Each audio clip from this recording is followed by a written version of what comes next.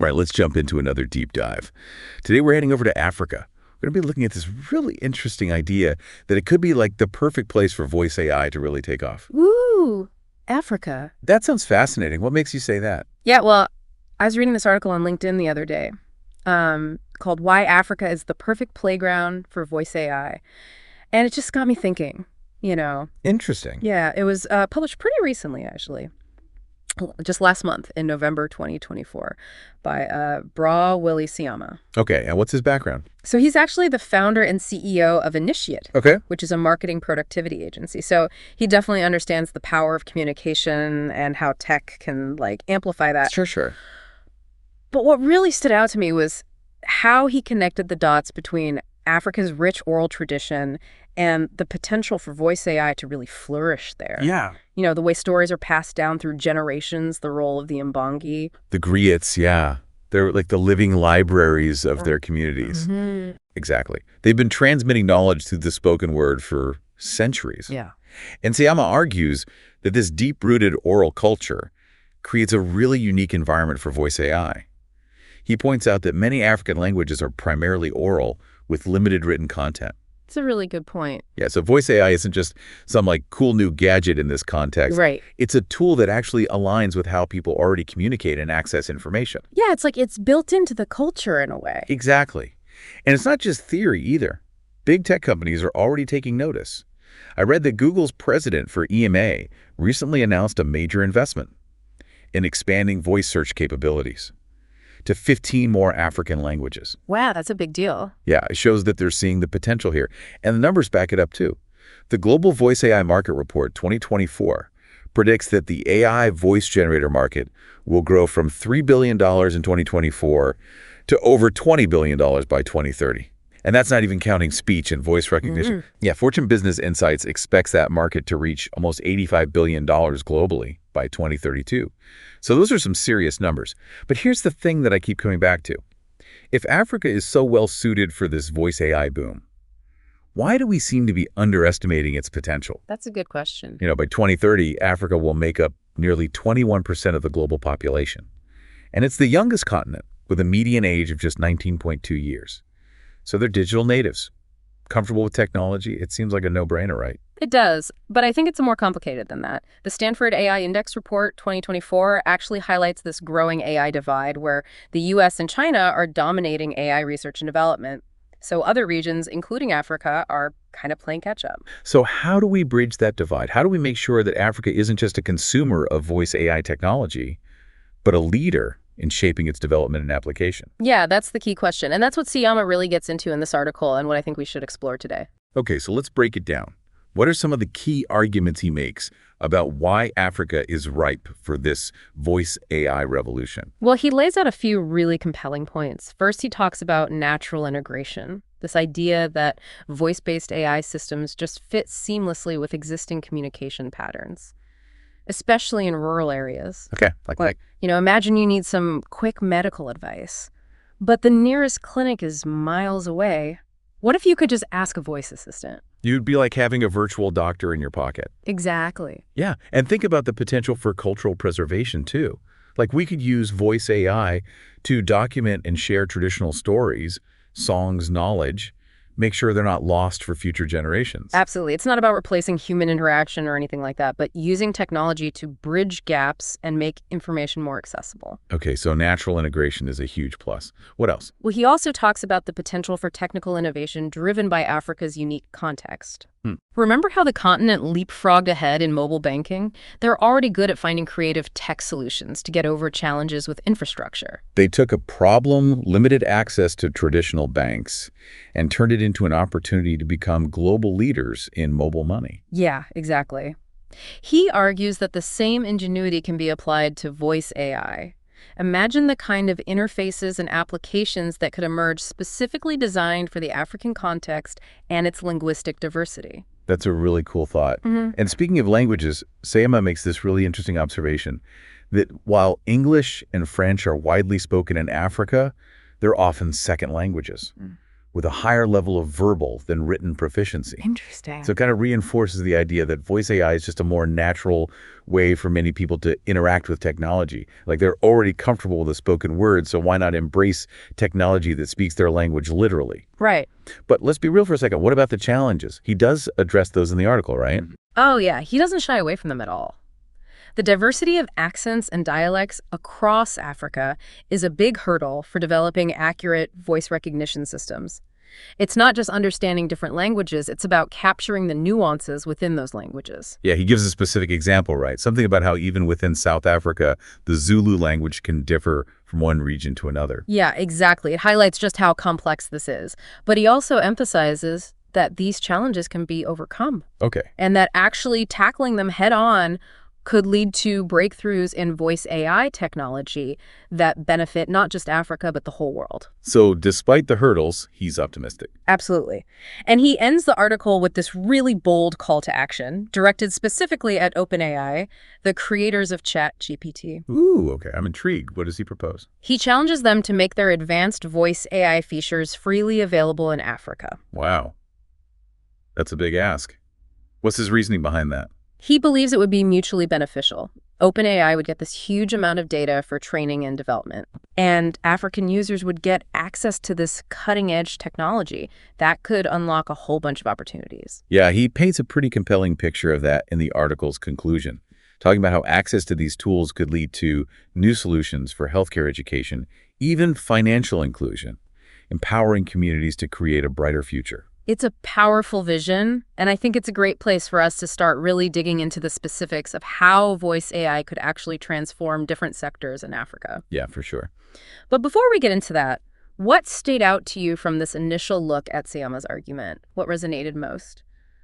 I think that last point about empowering communities really got to me. It's not just about the technology itself, it's about how it's used, to actually meet needs and help create a better future. It's about giving people the tools to kind of build their own success stories, right? And he lays out some really concrete examples of how voice AI could do that in different sectors. Oh, yeah, totally. Like in healthcare, which is a huge issue in many parts of Africa where access to doctors and clinics can be really tough. Imagine being able to get basic medical advice or symptom checking, or even connecting with a healthcare professional remotely, all through a simple voice interface. It would be revolutionary, like having that virtual doctor right in your pocket whenever you need it. Exactly. And think about preventative care, too. You could have personalized reminders for medications or checkups, or even educational programs all delivered through these voice assistants. It could be a game changer for managing chronic conditions, like diabetes or hypertension. Like a friendly health coach right there with you, guiding you towards a healthier lifestyle. Yeah, exactly. And it goes beyond just individual health, too. Voice AI could play a big role in broader public health initiatives, like using voice assistants to spread important information during disease outbreaks or to teach people about essential health practices. That's a great point. It could be so effective reaching remote areas and overcoming language barriers. Okay, so healthcare is one area where we see this huge potential. What about education? Yeah, education is another one where Seyama sees huge possibilities. We always say education is the key to a brighter future. But in many parts of Africa, access to quality education is a real struggle. So imagine being able to access language learning apps, audiobooks, or even personalized tutoring sessions, all through a voice interface. It would open up so many doors for kids who don't have access to traditional schools. Like a child in a rural village, miles from the nearest school, could still learn new skills and expand their knowledge just by talking to a voice assistant. Exactly. And it's not just about basic education either. It could be a powerful tool for vocational training, too, helping people learn the skills they need for today's job market. Giving them a real chance to reach their full potential no matter where they come from. And another really important area is financial inclusion. Millions of people in Africa still don't have access to basic banking services. But imagine if you could just use your voice to manage your money. Secure, voice-activated banking apps that let you check your balance, transfer funds, even apply for loans. It would be a game changer for people who might not be able to read or who live far from a bank. It gives them more control over their own finances, opens up a world of economic possibilities. Right. It's about empowering people to take part in the economy and build a better future. And you mentioned earlier that Seyama highlighted how voice AI could also drive economic growth on a bigger scale. Exactly. We've already seen how Africa has embraced this mobile-first revolution. What if that same energy and tech savvy was channeled into developing voice AI solutions for the continent's unique needs? We could see an explosion of innovation. African startups creating voice AI platforms for e-commerce, agriculture, tourism, all kinds of things. Like farmers using voice assistants to get real-time weather information or market prices, or even personalized advice based on what they're growing and where they are. Or tourists navigating a new city using voice-activated translation apps. The possibilities are endless. But we have to be realistic too. We've talked about all this amazing potential, but we can't ignore the challenges. The digital divide, the linguistic diversity, the need for funding and investment. How do we make sure that these challenges don't prevent Africa from achieving its voice AI goals? That's the big question, and it's something we can't avoid. So where do we even start? Well, I think it starts with making sure that the development and deployment of voice AI in Africa is actually led by Africans. We need to invest in local talent, build up capacity within African institutions, create an environment where African innovators can really thrive. It's about ensuring the technology is truly serving the people it's meant to help right, not just copying solutions from other places without thinking about the unique context of Africa. Exactly. And it's about making sure that everyone benefits, not just a small group. We need to close that digital divide by expanding access to the internet and tech infrastructure, especially in rural areas and underserved communities. And we have to consider the ethics of it all too, especially when it comes to data privacy and security. Making sure voice AI is used responsibly and that its development is guided by ethical principles that prioritize people and communities. It's crucial to have open discussions about the potential risks and work together to find solutions. So it's a complicated landscape, but there's so much opportunity. As we wrap up this part of our deep dive, what's the one thing you want listeners to remember? The future of voice AI in Africa isn't set in stone. It's something we're all creating together. So it's crucial that we approach this technology with both enthusiasm and a critical eye, working to make sure it empowers communities, protects cultures, and creates a more just and equitable world. That's powerful. And as we head into the last part of our deep dive, it brings up this bigger question. Can Africa actually become a global leader in this voice AI revolution? And what would it take to make that happen? Stick with us. We'll be back in a moment. And we're back. For the final part of our deep dive, looking at Africa's potential in the voice AI revolution. So the big question is, can Africa actually become a leader in this space? Yeah, it really gets you thinking, especially when you look back at how Africa just totally jumped ahead with mobile technology. Becoming a global leader in mobile money, it makes you wonder, could the same thing happen with voice AI? It does. So what do you think are the key things that could help make that happen? Well, I think we need to remember those strengths we talked about earlier. The fact that Africa has the youngest population anywhere, a whole generation that's grown up with technology. They aren't afraid of it. They're using it all the time. That's a huge potential base of users for voice AI right there. Yeah, and that deep-rooted oral culture we discussed. Voice AI just seems like such a natural fit when you think about how storytelling and spoken communication are so central to everyday life in so much of Africa. Totally. It just removes those barriers to entry that you might find in places where written communication is king. And then there's the amazing linguistic diversity across the continent. Something we often frame as a challenge when we're talking about developing voice recognition systems. Yeah. But you could also see it as a massive opportunity for innovation. Exactly. Just imagine African developers leading the way in creating AI that can understand and respond to so many languages and dialects. That kind of knowledge would be valuable everywhere. Yeah, almost like turning what we see as a weakness into a major strength. But we got to be realistic. We can't ignore the challenges. Nope, definitely not. The digital divide is still a big problem. Making sure people across the continent have access to the internet and the right technology is crucial if we want everyone to benefit from voice AI.